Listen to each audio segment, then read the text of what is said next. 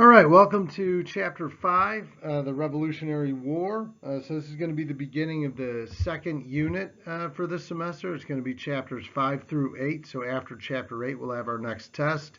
And then, of course, after Chapter 5, we're going to have a quiz over Chapter 5, which is going to be your first essay assignment of the year. So let's plan tentatively for the quiz/essay on Thursday. But we will take time this week to go over your test and get a couple other things back to you. Yeah, so that's the plan for this week. So tentatively, quiz on Thursday, and the packet then for Chapter 5 will be Thursday as well. We'll see how this week goes, and if there's an updated time. If there's an updated time or date or whatever, I'll let you know. So anyway, what this chapter is going to cover primarily is the American Revolution. When we last left, after Chapter 4, we're pretty close to revolution or declaring actual war against Britain. So this is going to talk today about kind of the build-up, the last of the build-up to the revolutionary, 1775-6, and the war itself. So that's what we'll be getting at today. So anyway, let's get to it. So the road to revolution.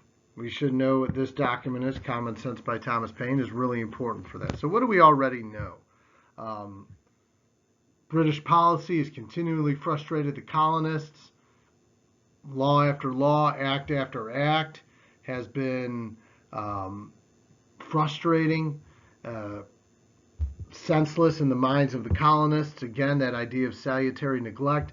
You let us do our own thing for X amount of years, 150 years or whatever, and now you're imposing rules and imposing laws on us that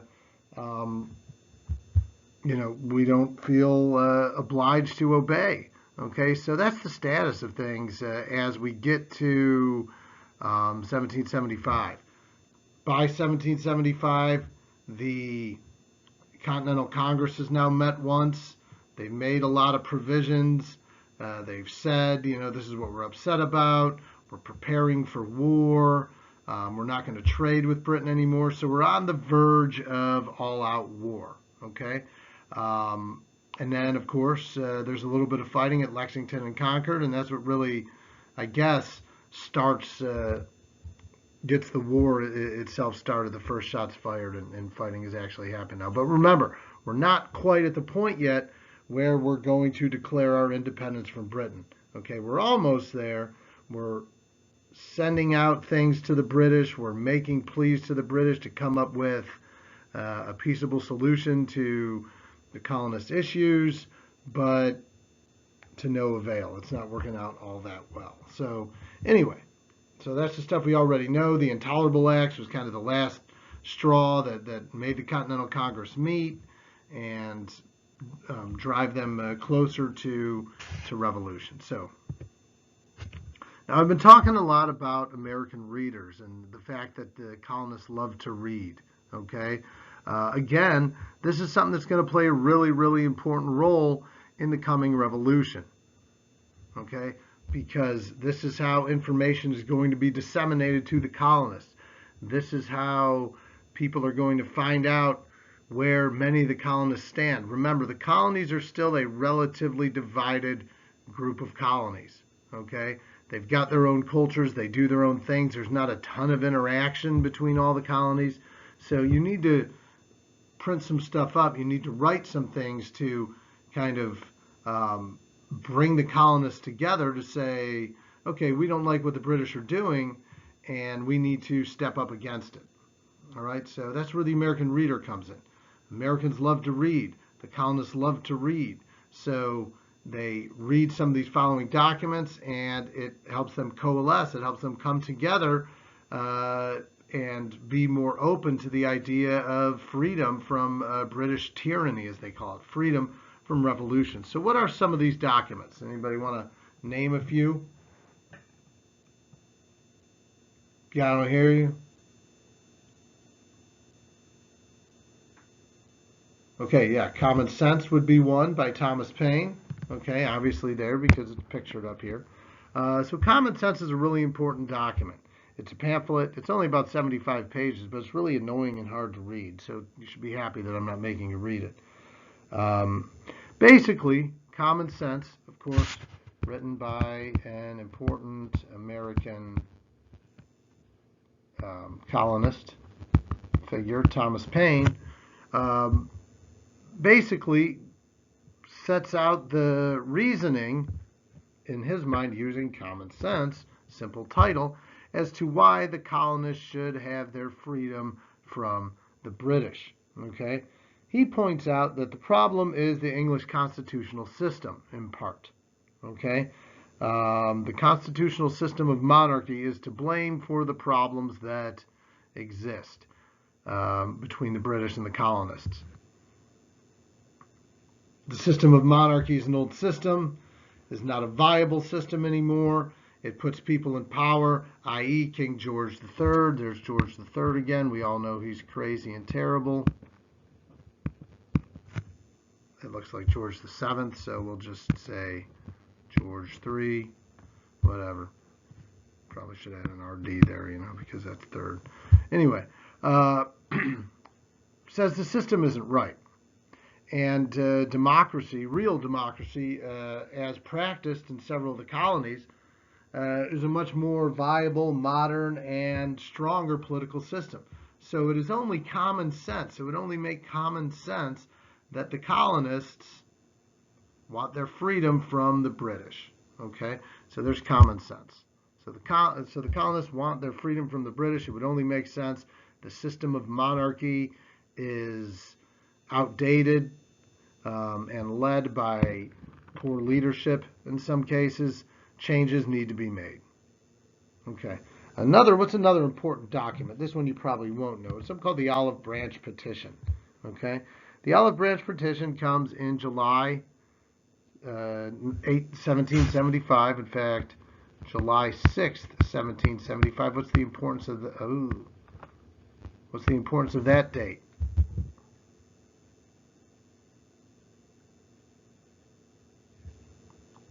The importance of that date, of course, is it's July 6, 1775, 1 year almost exactly before the Declaration of Independence, which we'll get to in a second.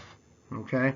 And the Olive Branch Petition is basically a declaration of the necessity to take up arms against the British. Okay?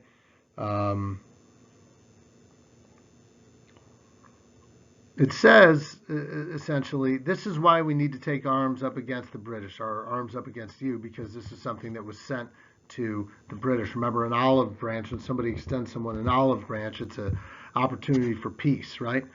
So the Olive Branch Petition is really the last chance that the colonies give to avoid war. Now, you say it's a year before the Declaration of Independence. Well, remember, it's not like they're sending an email.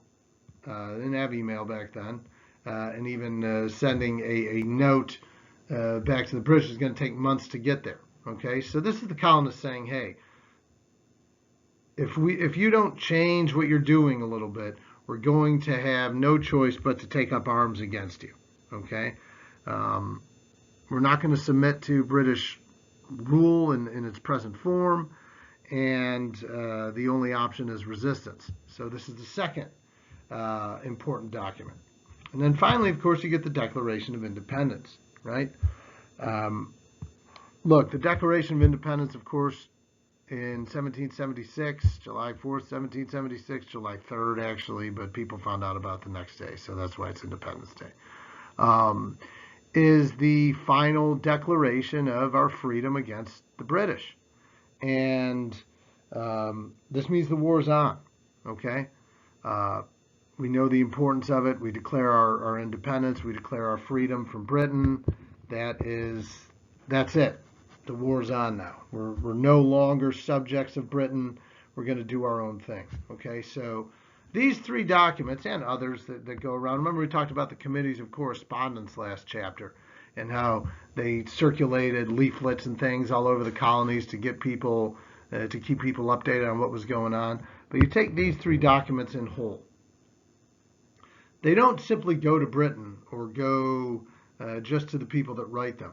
They're circulated around the colonies, and their efforts to unite the colonies together, for this coming war. Okay, because if the colonies aren't united, if the colonies aren't on the same side, there's no chance that this war is going to be successful. So there's very little chance as it is now. This is Britain we're talking about. This is the most powerful country in the world at this time.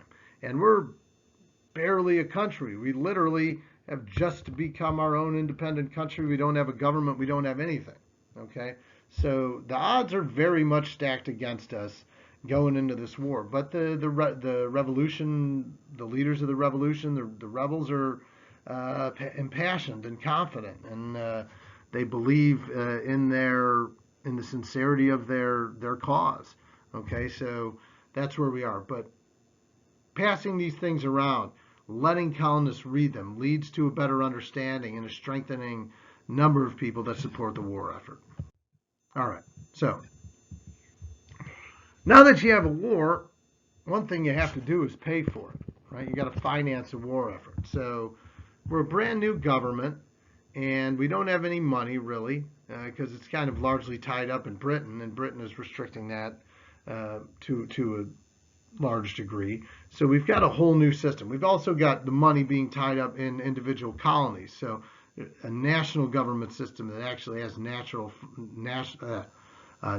funds, like a Federal Reserve like we have today. None of that stuff exists. So immediately we have this whole new system of problems that, okay, we got to pay soldiers to fight. We got to pay manufacturers to make arms and guns and uniforms and all that stuff, and food and all the things we need.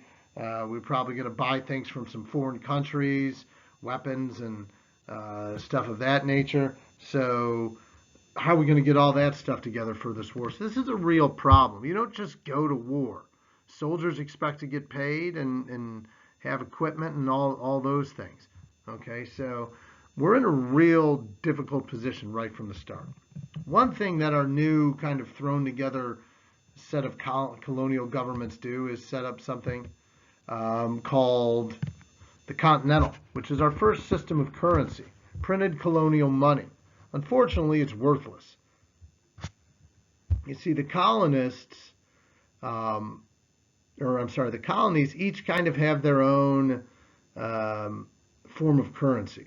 In fact, if you look in my drawer, Mrs. McCady, there's a little in one of my drawers there. There's this little envelope that has some old colonial money in it. It's not real, but it's what it kind of looked like. You can look around the drawers there and see if you want to show it to the classes or not. Doesn't matter. Anyway, so this Continental is our attempt at creating kind of a national currency. The problem is, if we know basic economics, we know that money needs to be backed by something. And since we have a brand new national government that's not even really a strong government, there's literally nothing to back it up. So we try printing this money, but it's not worth anything, right? It'd be like in Ohio, if all of a sudden Ohio decided to make its own money, and we tried circulating that, probably people wouldn't use it much. They'd stick with the money that we're used to using, like we do now. Or if you have like foreign money here in the U.S. and you try to, I don't know, if you have like Mexican pesos or euros or something, and you try to pay for stuff with that, it's worthless to us here because it's not our unified system of currency in this country. Unfortunately, each of the colonies have kind of their own currency systems. So a unified system of currency is something that's not practical and not even viable at this point. So that's a big fail. Another big thing is securing aid from foreign countries, particularly France. Why the French? Yeah, I know. Why would anybody want help from the French? They're the worst. Simple. Anybody have an answer? You can pause if anybody wants to answer that. Okay, well. So, if you're right, you said that securing aid from the French is important, particularly from the French, because the French don't like Britain. The French will do anything that they can to see the British Empire weakened. Why? Because France is a powerful empire too, second probably at the time only to the British. So anything bad happens to Britain, it's good for France. France still lost the French and Indian War, so they're upset about that. This is an opportunity for them to get back at the British. But the thing is, right, the French, it's going to be kind of difficult, okay, because in order for the French to support us, they need to be convinced it's a worthwhile investment, right? Anybody that invests in a new product, Shark Tank or something like that, if you don't think it's a viable product, you're not going to invest in it because you're going to lose all your money, okay? So in this case, the French want some sort of evidence that suggests that this is a war that the colonies can actually win. And until that evidence comes, the French aren't going to support, aren't really going to offer their financial or military support for this war effort. So we need a big landmark victory, a major victory in this war for the French to ultimately support us. Now, eventually they do after we get a big win at the Battle of Saratoga. Once we win at the Battle of Saratoga, the French say, okay, the colonists are for real. They're in here to win it. The Battle of Saratoga convinces the French that the colonists actually have a chance to win this war. And once they've been convinced of that, the French are like all in, well, not all in, but as in as the French can be for supporting the war effort here. So that is a key piece, right? You need the support of another country because we are brand new. We have no business trying to win this war. Another source of support is going to be from wealthy colonists. Now, who is the wealthiest man in the colonies at this time? I told you this last week. Anybody? You can pause it. Okay. If you answer that correctly, you would say the name John Hancock. That was really poorly written. Anyway, so John Hancock is the wealthiest man in the colonies, and he's all about, all about putting his money forth. In fact, he spends a great deal of his personal fortune in helping to finance the American Revolution. The problem is the majority of the wealthiest colonists are loyalists to the crown.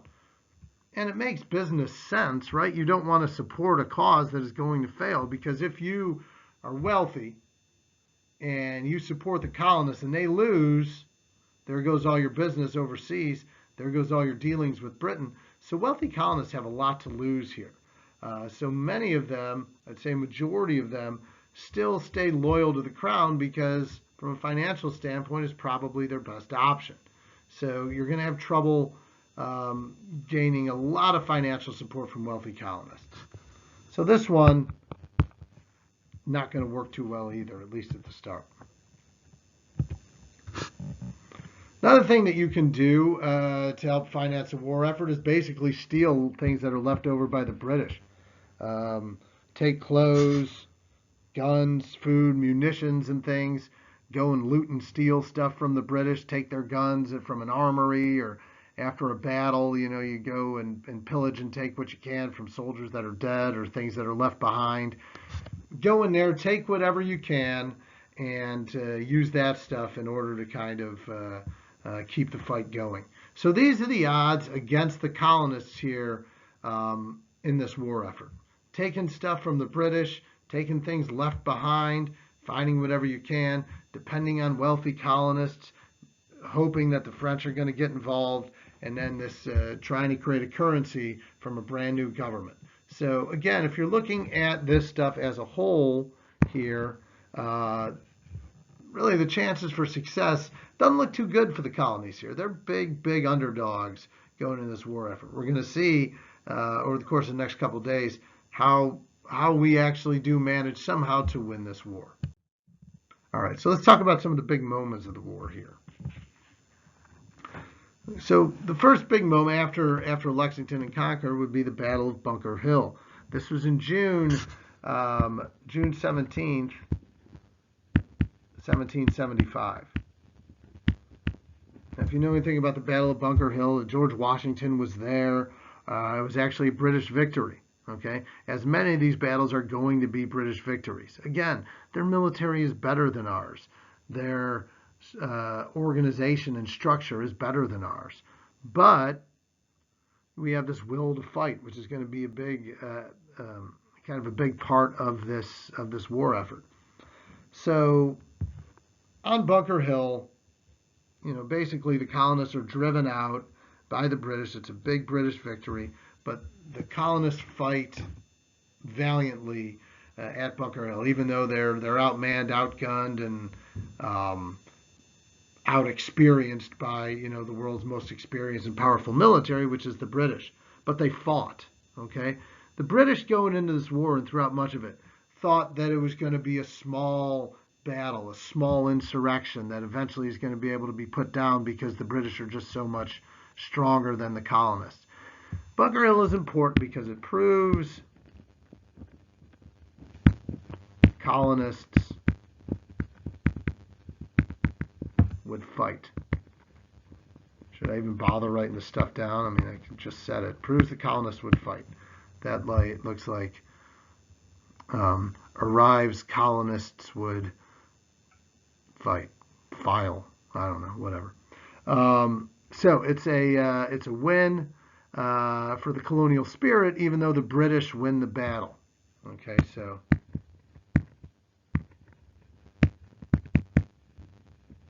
oh my God, I was just going to say British win, but that's just bad. All right, moving on. Another big moment is when George Washington crosses the Delaware River, right? Look, he goes in 17 late 1775, early 1776. So sorry about that. So Washington crosses the Delaware River late 1776 on like New Year's Eve, right around Christmas time, that kind of the end of the year, and does a surprise attack in New Jersey at the Battle of Princeton. It's a win for the colonists here. It's a much needed win. It's a desperate win. But look, it plays into the myth of George Washington. You can see the painting of him standing tall as he crosses the Delaware River that night on December 30th, 1776, and they kind of sneak up and attack some Hessian mercenary soldiers. These were German soldiers that were brought in by the British to fight because they didn't have a whole lot of respect for the colonists, and for good reason. It turns out to be a big victory. And, it shows us also a little bit that the rules of war here, the typical rules of war here, are going to be played a little bit differently because of the desperation of the colonists. We stand out there face to face against the British, in the way war was fought back then, one side on one side, one on the other, and they start shooting volleys of bullets. We don't stand a chance. But if we kind of play the rules of war to our favor a little bit, maybe it enhances the chance for colonial victory. We're willing to go beyond what conventional war methods and practices exist to get a win here. And it turns out to be an important victory at an important time. And this is where George Washington becomes kind of really his strength as a general. Look, the early on, defeats were many everywhere. We lost the city. They lost the Battle of New York, not the one from the Avengers, but the Battle of New York from the American Revolution. So New York belongs to the British. They lose at Brandywine, Germantown, not the one in Ohio. They lose at Brooklyn Heights, the Battle of Ticonderoga, Okay, so they lose all these battles. But George Washington's leadership encourages them through, through these first tough couple years as he's trying to put together and build, and build a military that's going to actually continue fighting. And that's the big thing. Look, we can't beat the British military head to head, but we can keep fighting and keep being annoying and keep putting that little finger in somebody's face. I'm not touching you, I'm not touching you, I'm not touching you, enough to maybe get the British to crack a little bit. That's our hope early in this war. And then you have the Battle of Saratoga, which George Washington wasn't even at. In fact, the hero of the Battle of Saratoga is our country's most notorious traitor, Benedict Arnold.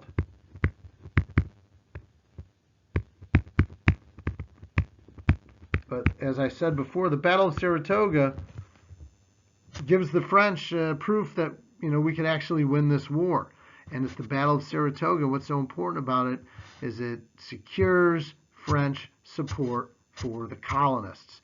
Now that we have the French support, they're going to be willing to, to help us in this fight and help us ultimately, hopefully, win a war here. So that's a big moment, the Battle of Saratoga, and George Washington wasn't even there. Next, you have the winter at Valley Forge. So after all these early defeats, the winter of 1777, 1788 proves to be a critical one. They set up in Valley Forge, which is a little bit west of Philadelphia, and they kind of settle in for the winter there. And it was a particularly harsh and cold winter. The Continental Army was battered and beaten up, and really on the verge of giving up the fight. Okay, and again, this is where George Washington steps in, re-encouraging the troops, re-energizing them, giving them a few months off to rebuild and adapt and recoup as a military to get ready for the fight moving forward. He also calls in a German drill sergeant, a guy by the name of Baron von Steuben. I'm going to write this down, and you're still not going to be able to tell what it says.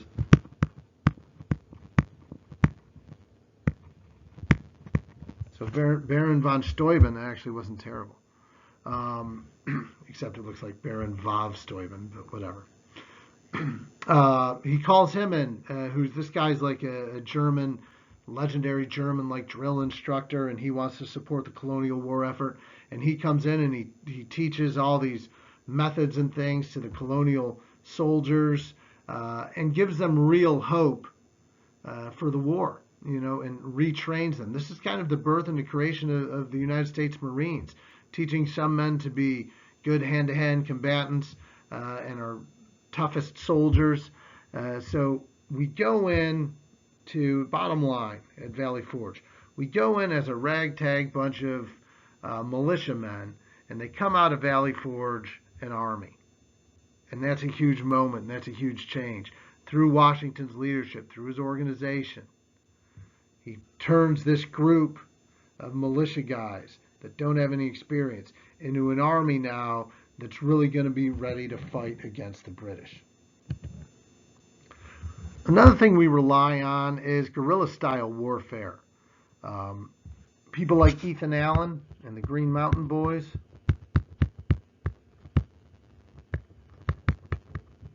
Daniel Morgan in the South, they're willing to fight in unconventional styles that the British aren't used to. Guerrilla-style warfare is making like sneak attacks and using the environment, using the land to your advantage. And one big advantage that we have in this war is it's our home turf. We understand the land a lot better than the British do. Okay. In a reverse sense, it's the same thing in Vietnam. One of the things that makes the Vietnam War so difficult for America is we're fighting over in Vietnam, a place nobody knew, and except the Vietnamese that were already there, and they use their knowledge of the land to their advantage to help them, in this fight against the American military, who, of course, then is the world's most powerful military. So if you can continue to doggedly attack the British time and time again, you're going to weaken their resolve. And that's what we're trying to do here, weaken the British resolve throughout the war. And that's something we do very, very effectively. The other big problem, and this is all British, the British fault, okay? Britain implements basically what's called a three-phase war strategy. And in each phase of this strategy, they're wrong, so they go on to another phase. So the first part, phase one, I'm not going to write them down because there's not enough room and you won't be able to read it anyway. So phase one of the British three-phase war strategy is they believed the war was only in Boston. They thought that was the only place where the colonists were angry and upset. So they send a lot of their navy and their military efforts to be focused in Boston. And they take Boston. They're successful in taking Boston, but they concentrated too many efforts there and realized that the rebellion has spread throughout the colonies, largely all over the colonies. So to concentrate so much effort in Boston early on turns out to be a pivotal mistake on the part of the British. That's phase one. Phase two, was that they wanted to cut the U.S. in half. They figured if they could cut the colonies, I should say, they could cut the colonies in half at New York. That would greatly weaken them. You'd cut the New England places like Boston and New York away from the southern places like Richmond, Virginia, or Charleston and places like that. So you cut the colonies in half, you'll be able to win the war. Here they just make a big mistake. So obviously the Continental Congress, the leaders of the revolution, were meeting in Philadelphia. We all know that. And General Howe, who was one of the main generals during this war, him and Cornwallis, this actually kind of ends up getting Howe fired. He decides he was going to take New York, cut the colonies in half at New York, because he thought that was a great strategy. But then at the last moment, instead of doing New York, he gets intelligence that all the colonial leaders are in Philadelphia, so he attacks Philadelphia instead. Unfortunately for him, word gets out through the committees of correspondence where they pass the word on to Philadelphia in time for all the colonial leaders to get out of Philadelphia in time and make the attack on Philadelphia kind of a waste. Okay, so that turns out to be a failure. So after these two strategies fail, they go to their third strategy. Sorry, not Yorktown yet. They go to their third strategy, which concentrate more effort in the South. They thought they could go to the South because there was more loyalist support. They thought there was more loyalist support in the South, which there was, but they greatly overestimated the amount of loyalist support that existed in the southern colonies. So they go down there, they think they're going to get a lot of support in the South, and instead they're attacking Charleston and going to those places, big cities and areas in the South, Virginia and the Carolinas in particular, actually gets more people in the southern colonies to support the Patriots, to support the colonial effort. So this turns out to be a massive failure as well, and ultimately plays a big, big role in the British losing the war. And then finally, the Battle of Yorktown. The Battle of Yorktown is the final battle of the war. It happens at the perfect time. The French Navy comes in. We don't have a Navy. The colonists, the U.S., we're the U.S. now, I guess, they really don't have a Navy to speak of. Okay? And since they don't have a Navy, they need to rely on somebody else for that. So they rely on the French, and the French provide naval support just in the nick of time. They arrive in Yorktown, Virginia, just as Washington's troops have clamped down on Cornwallis and the British in Yorktown. So now the British are cut off by land and sea with nowhere to go, and they really have no option but surrender. All right, so that's going to be it for today. Sorry that went on a little longer than I thought, but that's the first part of your notes for Chapter 5.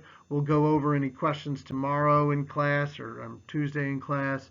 Yeah, that's it. So thanks a lot, guys, and I will see you tomorrow.